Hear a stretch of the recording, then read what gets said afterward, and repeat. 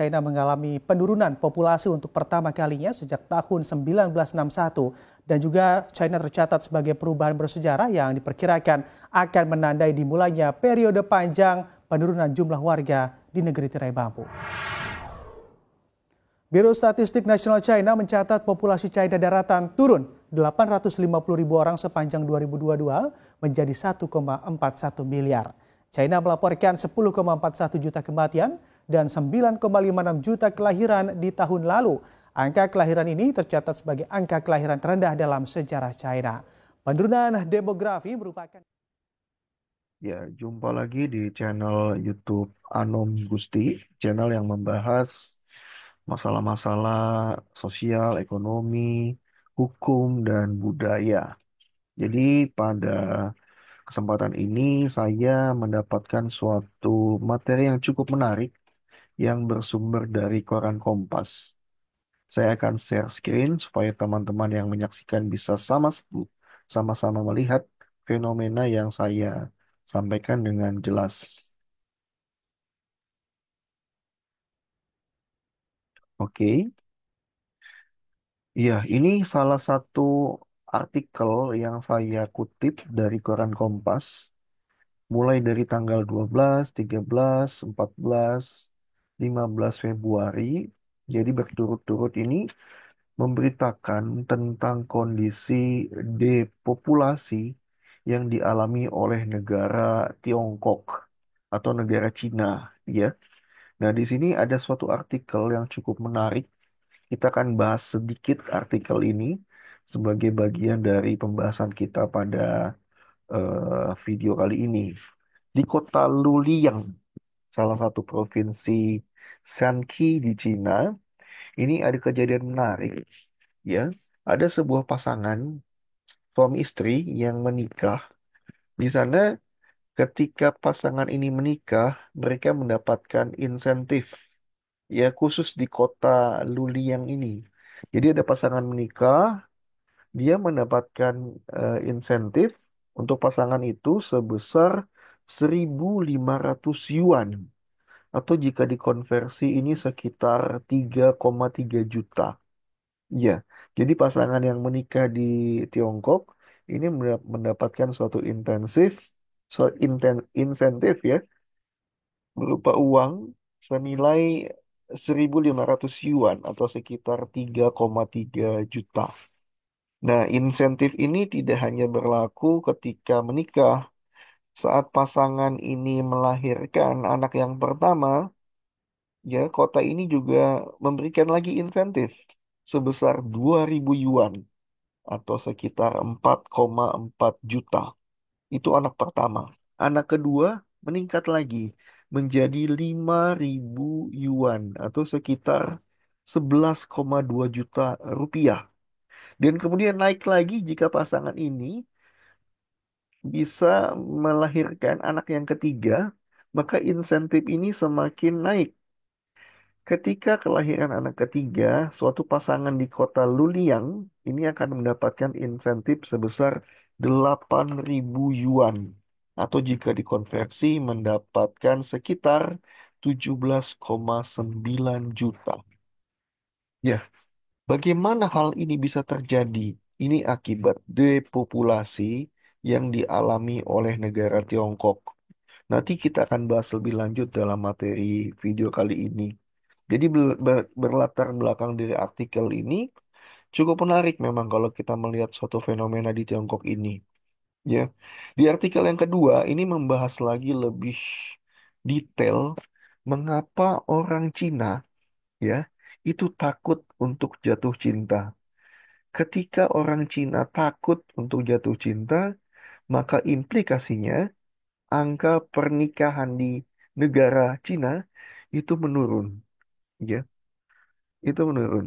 Nah, dalam artikel ini dibahas mendetail bahwa terjadi penurunan signifikan jumlah pernikahan di negara Cina. Pada tahun 2013, jumlah pernikahan pasangan di Cina itu 13,47 juta pasangan. Tapi 10 tahun kemudian di tahun 2023 yang tadinya 13,4 7 juta pasangan yang menikah, ini hampir setengahnya. Ya, jadi selama 10 tahun, hampir setengahnya menikah. Hanya sebesar 7,7 juta pasangan saja. Jadi ini cukup menarik ya.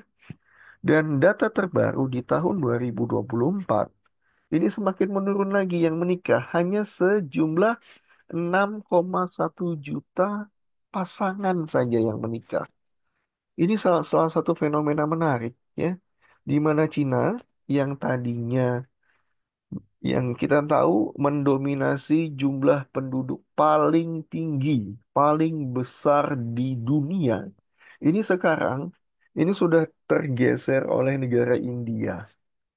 Nah, ini datanya teman-teman bisa lihat sendiri di tayangan saya ya. Mulai tahun 2023 itu Cina sudah mulai bergeser, India yang menempati posisi pertama sebagai negara yang memiliki jumlah penduduk paling besar. Begitupun pada tahun 2024 ya, Cina justru mengalami penurunan penduduk dari 1,422 miliar menjadi 1,419 miliar. Ini cukup menarik. Ini cukup menarik untuk kita kaji mengapa hal ini bisa terjadi. Ya, kita akan kupas tuntas satu persatu supaya teman-teman bisa paham apa yang menyebabkan Cina mengalami depopulasi.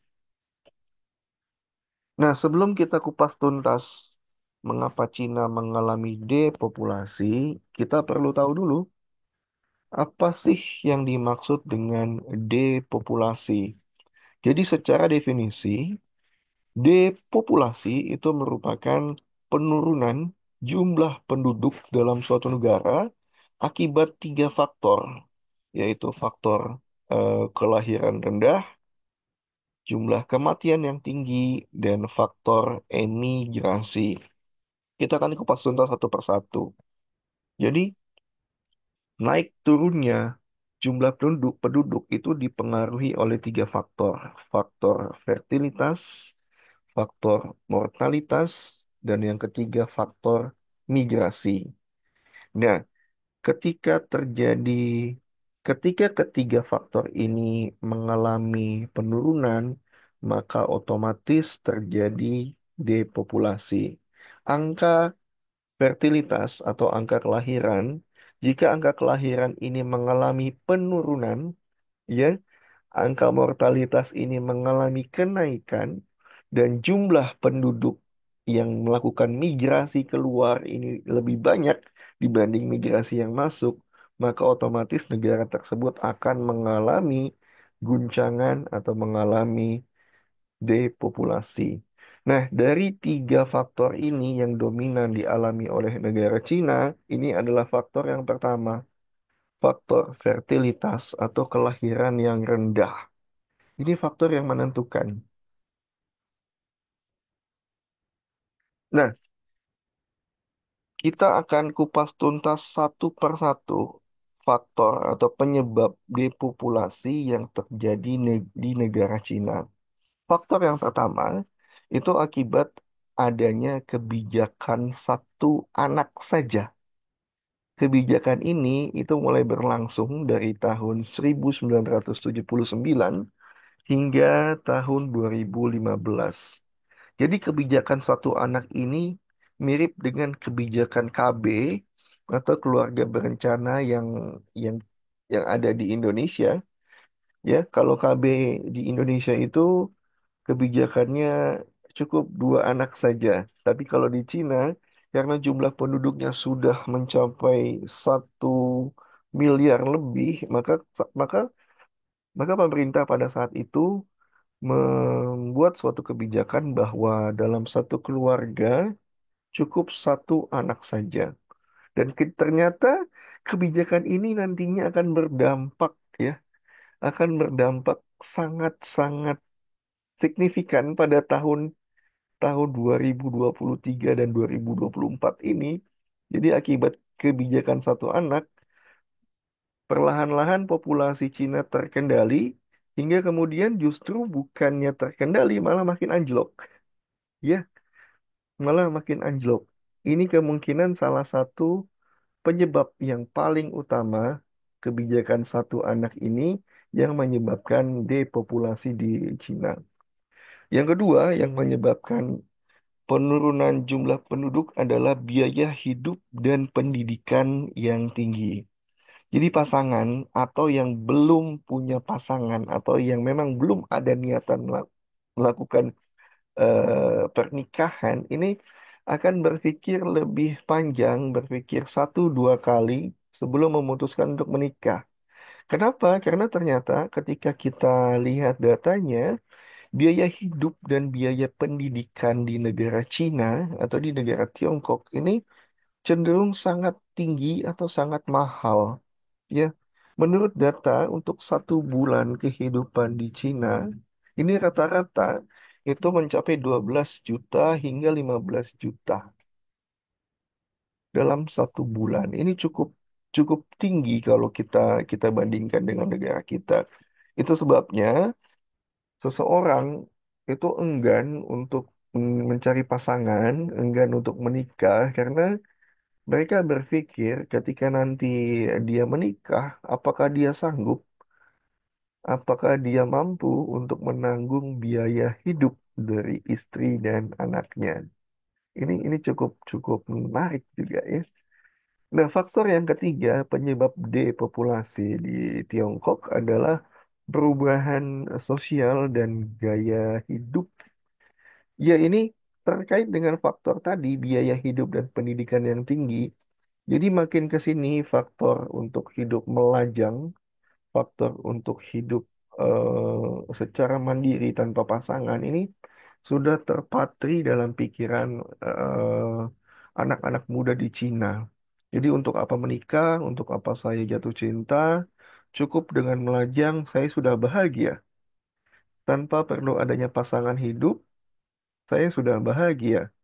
Jadi mindset inilah, mindset anak-anak muda di Cina ini yang merasa ketika dia sudah melajang, cukup untuk dia bahagia, cukup untuk dia membiayai kehidupannya, cukup untuk dia merasa merasa tidak perlu memiliki pasangan seperti itu. Itu faktor yang ketiga. Nah, faktor yang keempat adalah ketidakseimbangan gender. Ketidakseimbangan gender ini disebabkan karena faktor kebijakan satu anak dulu. Kenapa?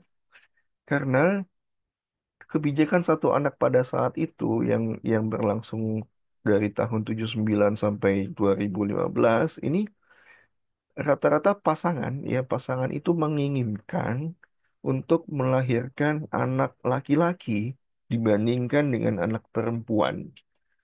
Karena menurut menurut kepercayaan di Cina, anak laki-laki itu anak yang memang memang dirasa memiliki power, memiliki suatu kebanggaan tersendiri ketika suatu pasangan ini berhasil atau atau dikaruniai seorang anak laki-laki dibandingkan dengan anak perempuan. Sehingga pada kondisi saat ini jumlah penduduk laki-laki dengan jumlah penduduk perempuan itu hampir berselisih sekitar 20%.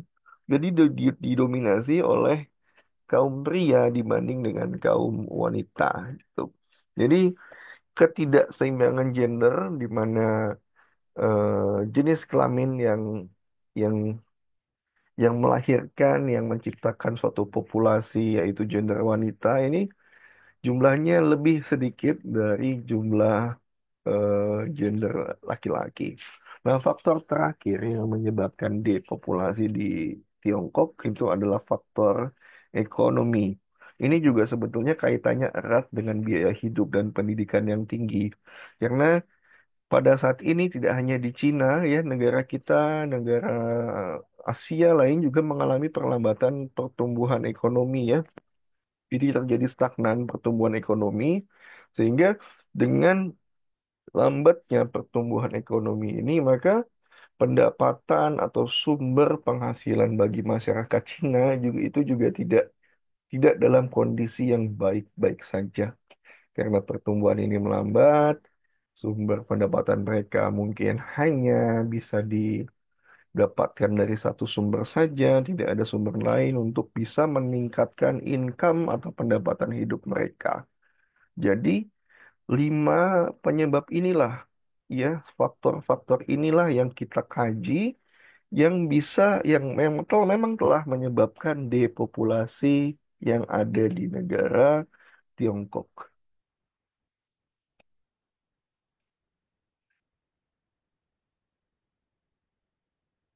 Nah, dari sebab-sebab tadi ternyata akan berdampak, ya, akan berdampak kondisi depopulasi tadi bagi tidak hanya bagi Cina, tidak hanya bagi Tiongkok, tapi juga bagi dunia. Dampaknya itu yang pertama adalah krisis tenaga kerja. Jelas ya, jelas ketika penduduk mengalami penurunan, maka jumlah angkatan kerja, jumlah tenaga kerja, ini linier juga akan mengalami penurunan, ya. Jadi ketika suatu industri, suatu perusahaan itu membutuhkan tenaga kerja, ini kondisinya tidak ada, kondisinya mengalami krisis, ya, karena memang tidak ada, karena angkatan kerja produktif atau anak-anak muda ini jumlahnya semakin berkurang gitu.